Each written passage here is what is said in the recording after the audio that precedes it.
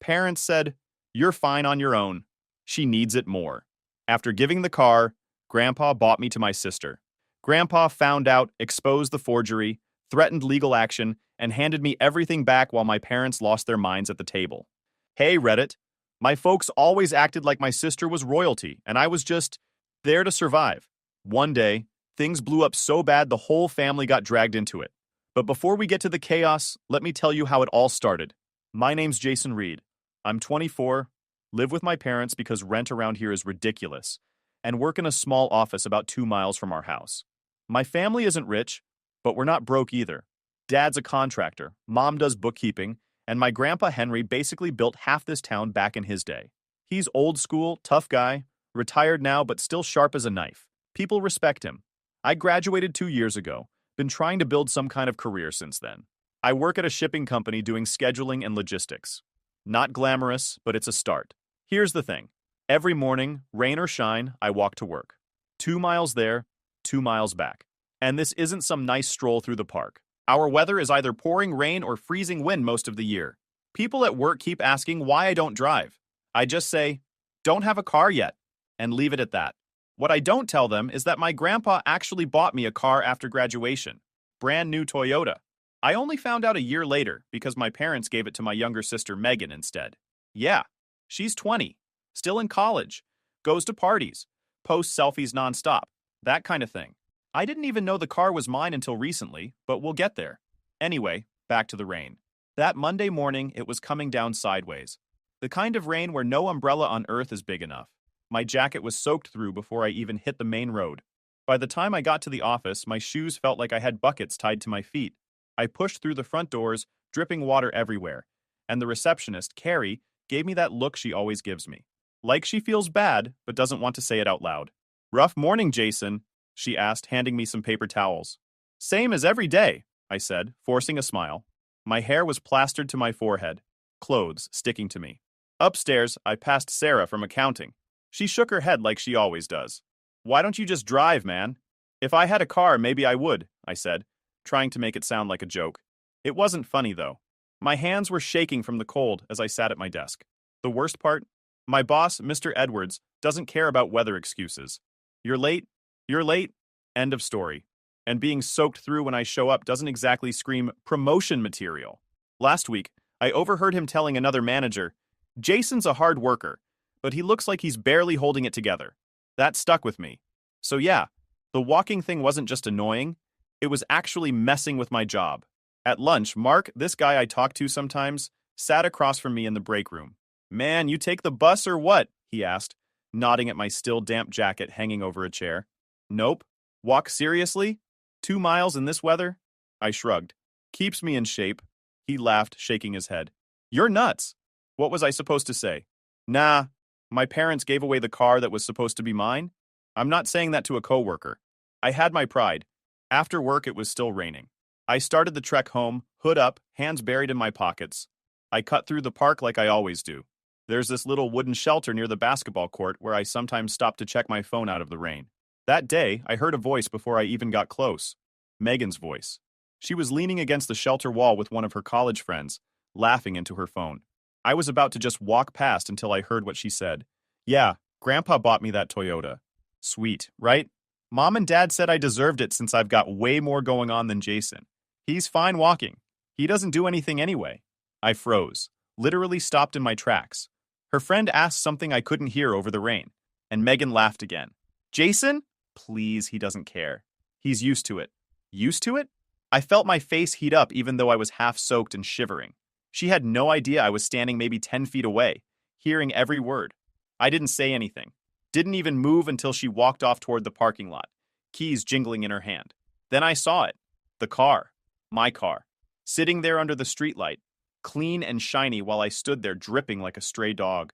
That was the moment I knew this wasn't just about a car. It was about everything. The way my parents looked at me like I'd be fine no matter what, like I didn't need help, like Megan's life somehow mattered more. I walked the rest of the way home in the rain, fists jammed in my pockets, not even feeling the cold anymore, because now I knew the truth. The next day, I didn't say anything at breakfast. Megan was at the table scrolling her phone, chewing cereal like she had no care in the world. Mom was packing lunches. Dad was reading the news on his tablet. Normal morning, except I couldn't stop thinking about what I heard last night. I watched Megan grab the car keys from the counter like she owned the place. That was it. Hey, I said, trying to keep my voice even. We need to talk about the car. She looked up for maybe half a second, then back at her phone. What car? The Toyota. The one Grandpa bought. It was supposed to be mine. She laughed. Actually laughed. Oh my God, are you serious? Mom and Dad already told me it made more sense for me to have it. You don't even go anywhere. I stared at her. I walk to work every day, Megan. 2 miles. In the rain. That car was meant for me. She rolled her eyes so hard I thought they might get stuck. You're so dramatic. It's just a car. I actually have a life, you know? College, parties, friends. You're like, what? Work and home. Work and home. Boring. That hit harder than it should have. Dad finally looked up from the tablet.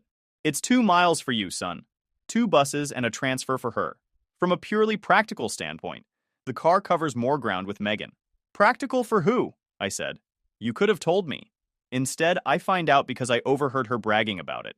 Megan shrugged like I was complaining about the weather. You didn't need it. I did. End of story. Mom chimed in without looking at me, just tossing something into the trash.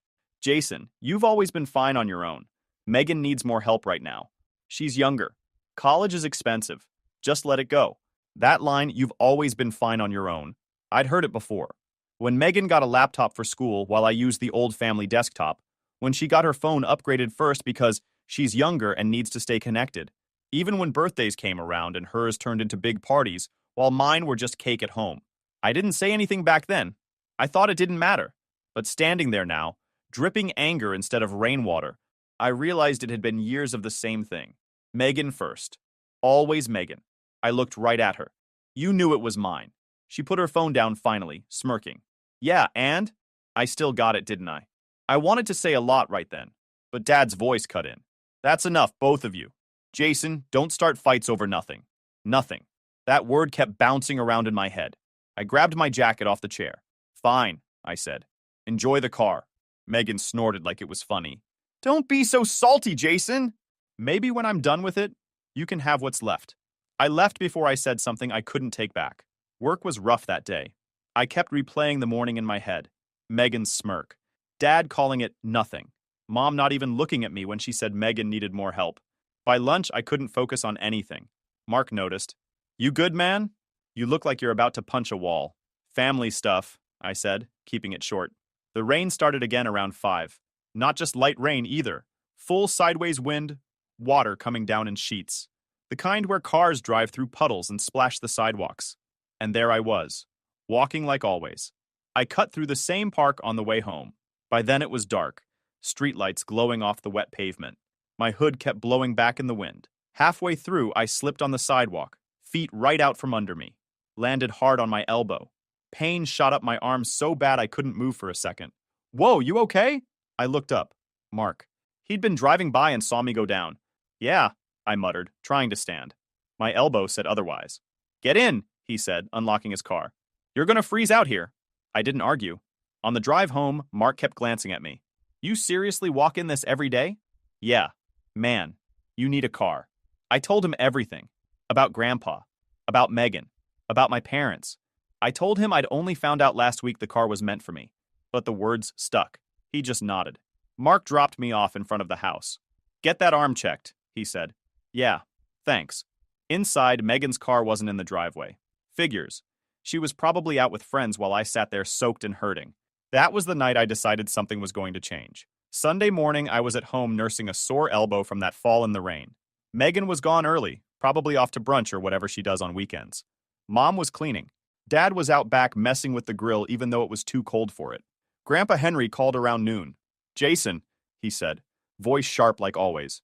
You free tonight? Yeah, I said. Good. Whole family's coming for dinner. 6 o'clock. Don't be late. That was it. No explanation. Typical Henry. I didn't think much of it at first. He has these family dinners every couple months. Usually nothing dramatic, just food and him giving people updates about his garden or whatever project he's into. But there was something in his tone this time. Short. Clipped. Later, I found out what happened. My coworker Mark goes to the same church as Grandpa Henry. Small town, everybody knows everybody. After Sunday service that morning, Mark was talking to Henry about how nice it was that he bought that new car for his granddaughter. Henry said, "Granddaughter?" Mark nodded. "Yeah, Megan. She drives it to campus all the time. Jason told me you gave it to her after graduation. Real generous of you." Henry didn't say much back.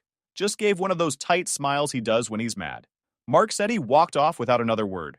So yeah, by the time dinner rolled around, Grandpa already knew something was off. When we got to his place that evening, you could feel it right away. The man wasn't smiling. Normally, he greets everybody at the door, makes small talk, pours drinks. Not tonight. He just nodded and told us to sit. The whole family was there. Me, Mom, Dad, Megan, even Aunt Carol and Uncle Steve with their 2 kids. Big table, big meal, but quiet. We ate for a few minutes with just the sound of silverware clinking. Then Henry spoke. "Jason," he said, looking straight at me, "how's the car?" I froze. Megan's fork stopped halfway to her mouth. Mom glanced at Dad. Dad cleared his throat. "What car?" I said, even though I knew exactly what he meant. Henry's eyes narrowed. "The Toyota I bought you for graduation." The table went dead silent. Aunt Carol stopped chewing. Uncle Steve raised his eyebrows like he already knew this was about to get ugly. Megan finally spoke. "Oh, that car? Grandpa, Mom, and Dad said it was better for me to have it. Jason doesn't mind." I turned to her. "Doesn't mind? You've been driving past me in the rain for a year." She shrugged. "You never said anything." Henry didn't raise his voice. He set his fork down with care and folded his hands. "Thomas, Linda, explain." Dad held up his hands. "Dad, relax. We thought it made sense. Jason works close by. Megan has classes across town. Late nights. She needed it more. You forged his name on the paperwork," Henry said. Not a question. A statement. Mom didn't look at me. "Jason, your sister's younger. Late classes. Ride shares falling through. She needs the safety net right now." I felt my chest tighten. "Handouts? It was mine. You didn't even tell me." Megan rolled her eyes. "You're blowing this way out of proportion." Henry turned on her so fast she actually leaned back in her chair. "You knew it was for him? She kept the car on campus most weeks. No Sunday drives by Henry's place, no chance meetings, so he never saw her in it." She smirked like it was nothing. "I figured, but Mom said, 'I don't care what your mother said.'" His voice was like a whip. "I bought it for Jason. It was in his name. You had no right." Dad tried again. "Dad, Megan's young. She's got more going on. Jason can handle himself. He always has." That line again. He can handle himself. Like that made it okay. Henry's face went red. "So because he doesn't complain, you take advantage? Is that it?" Nobody answered. I finally spoke up. "I've been late to work because of this. Missed opportunities. I walk home in storms while they hand her the keys. And you all just, what? Pretend it's fine?" Megan muttered under her breath. "It's not the end of the world." Henry heard it. "Not the end of the world?" He stood so fast his chair tipped. "You let him suffer so she could play princess with something that wasn't hers. And you lied to me about it." Dad's jaw tightened. "Dad, you're making a scene." Henry leaned over the table, eyes locked on him. "You haven't seen me make a scene yet." The room went silent again. You could hear the clock ticking in the hall. Then Henry said, calm but cold, "After dinner, we're fixing this." Tonight. Nobody argued after that. The tension in that dining room felt like the air before a thunderstorm. Nobody touched their food after Grandpa Henry said we were fixing it tonight. Megan sat with her arms crossed like she was the victim. Mom kept her eyes on her plate. Dad stared at Henry like he was trying to stare him down. But everyone knew Henry always won those battles. Henry pointed right at Dad. "Thomas, you tell me right now why you thought it was okay to forge your own son's name on something I bought for him." Dad set his fork down slowly. "I already told you." Megan had a bigger need. Jason works close by. He doesn't need a car for a 2-mile commute. She's in college, late nights, different campuses. Stop. Henry's voice cut him off like a knife. Don't stand there and justify stealing from one child to spoil the other. Mom finally spoke up, soft but defensive. "Dad, it wasn't stealing. It's all in the family. Jason's always been the strong one. He never needed as much help as Megan. I couldn't stay quiet anymore. You call walking to work in storms not needing help? You think showing up drenched, late, freezing, while she drives by laughing with her friends is fine?" Megan rolled her eyes. "I never laughed at you." "Yes, you did," I shot back. "Last week. You drove right by while I was soaked to the bone. You waved out the window." For a blink, she looked guilty. Then the smirk slid back into place. "That was just me saying hi," she said, smirking like it was all a joke. Henry slammed his hand on the table. The plates jumped. You think this is funny, Megan? Watching your brother struggle while you ride around in something that wasn't even yours? She flinched a little but kept her mouth shut. Henry turned to Dad again. Where are the papers? The title. Dad shifted in his chair. At home. Mom tried to step in again. Dad, you're overreacting. Megan's used to the car now. Taking it away will ruin everything for her classes. Henry cut her off. And what about Jason's life? Did that matter at all while you two were playing favorites? Dad's jaw tightened. It's not favoritism. Jason doesn't complain. He handles things. I looked right at him. Maybe I don't complain because you don't listen anyway. That shut him up for a second. Megan finally snapped, throwing her napkin down. Oh my God. This is ridiculous. It's just a car. Jason can buy his own if it's that serious. Henry's head turned so fast toward her, I thought she might actually shrink into her chair. You're driving something you had no right to, bought with my money, meant for him, and you sit here acting like it's nothing. She crossed her arms again, muttering, whatever. Henry leaned on the table, both hands flat. Thomas, Linda, I've watched for years while you spoil one kid and expect the other to survive on scraps. It ends tonight. Mom's face went red. Dad, don't talk like that in front of everyone. Why not? Henry shot back. Maybe everyone should see what kind of parents you've been. Aunt Carol cleared her throat like she wanted to disappear. Uncle Steve just kept eating slowly like he was watching TV. Dad's voice rose. You're making this bigger than it is.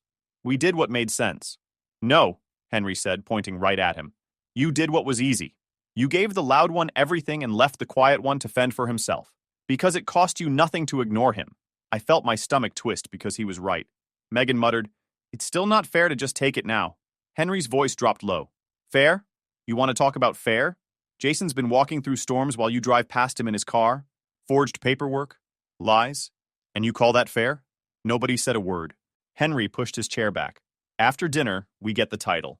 Then tomorrow, the car goes to Jason. If you refuse, I call the lawyer and the police. Forgery's a crime, Thomas's. Dad's face went pale at the word crime. Mom started to say something, but Henry held up a hand. Not another word. You've done enough talking. The room stayed dead silent except for the clock ticking on the wall. You could feel the whole thing splitting the family right down the middle. Henry sat back down, still glaring at Dad. Eat your food, then we settle this. Nobody had much of an appetite after that. Dinner ended with barely anyone touching the food. As soon as plates were cleared, Henry stood up and told Dad to follow him. Where are we going? Dad asked. Your house, Henry said. We're getting the paperwork right now. Nobody argued. Mom looked nervous but didn't say a word. Megan huffed like this was the biggest inconvenience in the world. Aunt Carol and Uncle Steve stayed behind with the kids while the rest of us drove back. At the house, Dad went straight to the filing cabinet in the office. Henry stood in the doorway, arms crossed, eyes locked on him the whole time. Dad pulled out a folder and handed it over. Henry opened it, flipping through slowly. Then he stopped, held up one page, and his face went hard. Jason, he said, come here. I walked over. At the top of the page was my name, neat and typed. At the bottom, a signature that wasn't mine. Henry turned on Dad. You forged his signature to transfer the title to Megan. Most of the mail and the insurance were under my parents' address and policy anyway. Anything from the DMV went straight to them. Dad didn't even deny it. It was just easier that way. Jason was at work. We needed the paperwork done fast. Fast? Henry snapped. You needed it fast so you could give away something that wasn't yours. That's what you mean. Mom jumped in from the hallway. Dad, stop acting like this is criminal. It's family business. We were just trying to help Megan. Help her? Henry's voice was rising now. You lied to me. You stole from him. You left him to freeze in the rain while you played favorites. And now I see forgery on top of it. Megan leaned against the wall, arms crossed. It's still just a car. You're all acting like it's life or death. Henry wheeled on her. It's not about the car anymore. It's about respect, about fairness, about the way this family treats Jason like he doesn't matter. She rolled her eyes. Whatever. This is so dramatic. I finally spoke. Megan, you knew it was mine. You saw me walking every day. You knew what Mom and Dad did, and you didn't care. She shrugged. I didn't ask for it. They gave it to me. And you didn't refuse either, I said. You drove right by me like it was funny. Her mouth opened like she had a comeback, but nothing came out. Henry turned back to Dad. You forged his name for what? So she could ride around like some queen while he works his tail off? What else have you lied about? Dad slammed the drawer shut. Nothing. We just thought Megan needed it more. Henry held up the paper. You understand this is illegal, right? Forging a signature? Dad glared. You wouldn't call the cops on your own son. You want to test me? Henry's voice was ice. Because I will. This ends tonight. Mom's voice went sharp. Dad, you can't just undo everything. Megan's used to the car now. Taking it away will mess up her whole semester. Henry pointed at me. And what about Jason's life? Did it matter at all to you? Did it matter when he walked through storms while you two covered for her? Did it matter when he showed up to work soaked while Megan blasted music driving by in his car? Mom went quiet. Henry shoved the folder into my hands. This belongs to you. Tomorrow we change the title back legally. If Thomas or Linda so much as hesitate, I call the lawyer myself. Dad's face turned red. Dad, this is insane. We're family. Henry didn't back down. Family doesn't steal from each other. Family doesn't lie. You lost the right to hide behind that word the second you pulled this stunt. The room went silent except for the rain hitting the windows. Then Henry spoke again, slower this time. And since you clearly can't be trusted, there's something else you all need to know. Mom frowned. What are you talking about? Henry looked right at me. I've been saving money for Jason since he was a kid. A trust fund. Planned to give it to him later, but now, after this, I'm moving it out of your control permanently. Mom's jaw dropped. Dad stiffened like someone had punched him. Megan stopped smirking. You can't just do that, Dad said. I can, Henry replied. And I will. Because you've shown me what happens when you're in charge of anything that belongs to him. Mom's voice rose. Dad, be reasonable. We needed to help Megan. She's younger. She needs support. Henry cut her off. No. What you mean is Jason can suffer while Megan coasts through life. You've been doing it for years. It ends tonight. Nobody spoke after that. Henry turned to me. Tomorrow morning, you'll have the car in your name. And the trust. I'll handle everything myself. Dad looked like he wanted to argue, but even he knew it was over. Monday morning, Henry showed up at our house before anyone was even dressed. He was holding a thick envelope under his arm. He didn't knock. Just walked in like he owned the place. Which honestly, he kind of did. Jason, he said, handing me the envelope right there in the living room. This is yours. Dad came down the stairs buttoning his shirt. Dad, what's going on now? Henry didn't even look at him. I told you last night. We're done playing games. Jason gets the car back today. And he gets this. I opened the envelope. Inside were bank statements, legal documents, everything with my name printed clearly at the top. A trust fund. Way bigger than I expected. Mom came in from the kitchen, eyes already narrowing. Dad, this isn't fair. We didn't even know about this. That's the point, Henry said. I kept it private because I thought I could trust you not to screw him over with what little you did know. Clearly, I was wrong. Megan shuffled in, still in pajamas, hair a mess. She saw the envelope in my hands and froze. Wait, she said slowly. What is that? Henry didn't sugarcoat it. Money I've been saving for Jason since he was a kid. Investments, savings accounts, all of it. He gets full control starting today. Megan's jaw dropped. Why him? What about me? Henry turned on her. What about you? You've taken enough that didn't belong to you already. She crossed her arms. This is ridiculous. You're punishing me for Mom and Dad's decision. I spoke up. You didn't exactly fight them on it, Megan. You knew the car was mine. You watched me walking in the rain while you drove past. She bit her lip, but didn't say anything. Dad finally snapped. Dad, you can't just hand him everything like this. We're his parents. We should have some say in this. Henry stepped closer, his voice sharp. You had your chance to look out for him. Instead, you forged his name, lied to me, and spoiled one kid while ignoring the other. You're done having a say. Mom's voice rose, tight and angry. You always favor Jason. Megan's the younger one. She needs more help. Enough. Henry cut her off. Every time you say that, what you really mean is Jason can carry all the weight while Megan coasts through life. You call it helping her, but it's just easier for you. You think because Jason doesn't complain, it doesn't hurt him? You've turned him into the pack mule of this family. That hit harder than I expected. Because it was true. Megan tried again. You act like I stole the car myself. I just took what they gave me. Henry pointed at her. And you never once thought to give it back when you found out it wasn't yours? Never once thought about your brother walking to work every day? She didn't answer. Henry turned back to Dad. I warned you last night. We transfer the car title today. I already called my lawyer this morning. If you refuse, we press charges for forgery. Dad looked stunned. You wouldn't drag this family into court. You did that, Henry said flatly. The moment you decided one child deserved everything and the other got nothing. The room went dead quiet. I looked down at the documents again. My name everywhere. Accounts I never knew existed. Years of savings, investments, enough to change everything. Megan muttered, "So he gets the car and the money? That's insane." Henry shot her a look that shut her up instantly. "Jason gets what was always his? You had no right to any of it." Mom tried one last time. "Dad, be reasonable. Megan's classes, her life. It all depends on that car now. You're ruining her future over some paperwork." Henry's eyes went cold. "And what about Jason's future? Did it matter when you made him walk in freezing rain while she drove past? Did it matter when you lied to his face about something meant for him?" Mom opened her mouth, then closed it. Henry handed me another paper. "This gives you full control of the trust starting today. They can't touch a dime of it, and they won't touch the car again either." The lawyer had already filed the transfer. The bank would flip full access as soon as processing cleared. Dad stared at the floor. Megan looked like she wanted to scream, but couldn't find the words. I finally said it out loud. "I'm done letting you all treat me like I don't matter. I'm not your afterthought anymore." Henry nodded like he'd been waiting to hear that. "Good, because things change, starting now. And if anyone here tries to stop it, I'll drag this whole thing to court myself." Nobody argued this time. By noon that same day, Henry had me and Dad at the DMV. He wasn't giving anyone time to think this over or try to back out. The clerk looked over the paperwork, typed a few things into her computer, and handed me the new title. My name. Not Megan's, not my parents'. Mine. Dad stood there stiff the whole time, jaw tight, not saying a word.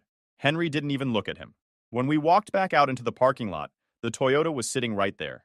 For the first time since this whole thing started, I had the keys in my hand. Henry clapped me on the shoulder. "It's yours now," the way it should have been from the start. Dad muttered, "This could have been handled differently." Henry turned on him fast. "No, you had your chance to handle it, and you blew it. You lied, forged papers, and left your son to walk in the rain while you spoiled Megan rotten. Don't stand here acting like the victim." Dad didn't say anything after that. When we got back to the house, Mom was waiting. Henry had me call the insurer from the DMV lot. The policy moved under my name, and I took both sets of keys. She saw the keys in my hand and the title folder under my arm, and her face went tight. "So that's it?" she said. "You just take it away from Megan like she doesn't matter?" Henry glared at her. "You made Jason not matter for a year. Now you're upset Megan loses something that was never hers? Unbelievable." Megan came down the stairs then, saw the folder, and stopped cold. "You actually did it?" I nodded. "It's mine now. Legally." Her arms crossed instantly. "This is such crap. I need that car for school. How am I supposed to get around now?" Henry didn't let her finish. "Maybe ask the parents who caused this mess. Or try walking like your brother's been doing for a year. Actions have consequences, Megan." She glared at him, but didn't talk back this time. Henry pulled the trust paperwork out of the folder and set it on the table. "Jason, this gives you full control starting today. Bank accounts, investments, everything in your name alone. Your parents have zero access. I've already called the bank to confirm." Mom snapped, "You can't cut us out like this." That money was supposed to be for the family. Henry's voice went cold. "No, it was for Jason. I saved every dime myself. You didn't even know it existed. And after this stunt, you never will again." Dad finally spoke up. "You're tearing this family apart over one mistake." "One mistake?" Henry's hand hit the table so hard the papers jumped. "You stole from your own son. Lied about it. Let him suffer so Megan could play queen. That's not one mistake. That's who you are." The room went silent. I signed the paperwork while they all watched. Henry stood beside me the whole time like a witness. When I finished, he said loud enough for everyone to hear, "It's done! Jason controls his own future now. Nobody here touches what's his ever again." Mom tried again, voice sharp now. "So what? He just takes the car, the money, everything?" After we raised him, I looked straight at her. "You raised me to carry everything while Megan got handed everything. You don't get to play the hero now." Megan muttered, "You're acting like you had it so bad." I turned to her. "You drove by me in the rain while I walked miles to work. You knew the car was mine. You said nothing. You laughed. So yeah, Megan, I had it bad enough." She looked away, arms still crossed. No comeback this time. Henry faced my parents. "You two should be ashamed. You talk about family, but you only ever looked out for one kid? The other you left behind because it was easier for you." Dad's face was red. Mom's lips were tight. Neither spoke. Henry looked at me then. "You have the car, the trust. Use both to build something better. Move out if you want. Start fresh. You don't owe them anything now." And for the first time, I realized I didn't. That evening, I packed my things. Just the essentials for now. The house was tense and silent while I loaded the car. Mom sat at the table staring at nothing. Dad stood outside smoking, saying nothing. Megan stayed in her room with the door shut. Henry helped me carry the last box. You sure about this? He asked. Yeah, I said. It's time. He nodded once. Good. Don't let them drag you back into their mess. I drove away before dark. Rain started again halfway across town, but this time I was dry, warm, in a car that was actually mine. I didn't know exactly where I was headed yet. Maybe an apartment, maybe somewhere farther away. But I knew one thing. I wasn't coming back to be the family's afterthought again. They could keep their excuses. I had the keys, the trust, and for the first time in years, control over my own life. And I wasn't giving it back.